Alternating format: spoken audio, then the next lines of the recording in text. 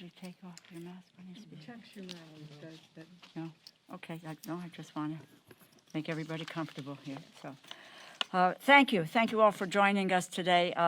I am so proud to stand with my colleagues, Senator Patty Murray, who chairs the Senate Health, Education, and Labor and Pensions Committee, Chairman Bobby Scott of the Education and Labor Committee, Chairman Alma Adams of the Subcommittee on Workforce Protections, as well as Representatives Norma Torres and Deborah Ross, who are champions, and we will be joined shortly with our fearless leader, Speaker Nancy Pelosi. We are at a watershed.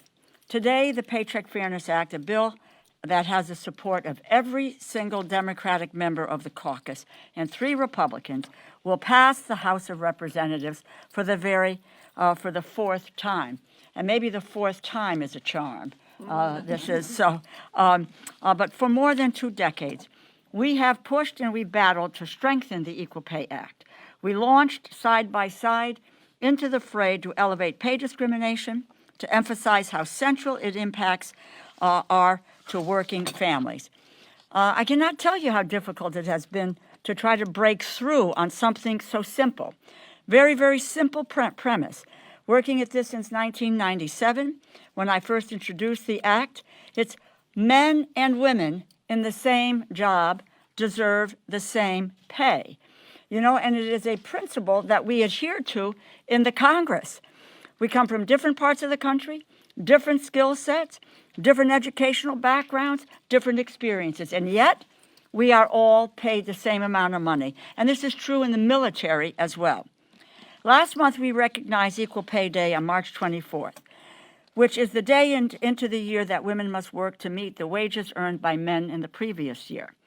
The National Committee on Pay Equity tells us at its lowest point in 1973, full-time working women earned a median of 56.6 cents to every dollar that full-time working men earned. Today, women who work full-time year-round are paid on average only 82 cents for every dollar paid to men.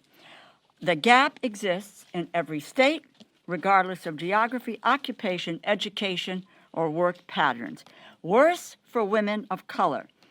Latinas are typically paid 55 cents, Native American women 60 cents, Black women 63 cents, Asian American and Pacific Islander women are paid as little as 52 cents. Now, the issue and the environment have collided. This last year has brought out the depth of our problems, exposed existing inequalities like women's economic insecurity at a disproportionate rate. Women have lost over 5 million jobs. And as we rebuild our economy and as more and more American families rely on women's income, we know that the pay gap not only hurts women, but in fact, it hurts their families who depend on them. So we need to take transformative change. The act would very simply require employees to prove pay disparities exist for legitimate, job-related reasons. It bans retaliation against workers who discuss their wages, and it facilitates a wronged worker's participation in class action suits. It prohibits employers from seeking the salary history of prospective employees. You know, President Kennedy signed the Equal Pay Act nearly 60 years ago. He said it would be a first step. It affirms our determination that when women enter the labor force, they will find equality in their pay envelopes.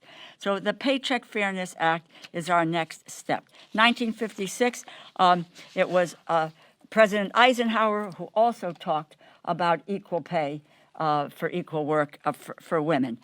So we have the opportunity right now to make good on a promise that presidents of both parties have made. We need to pass the legislation, seize the moment, look to our Senate colleagues to pass it, and get the president to sign it, which we know he will do.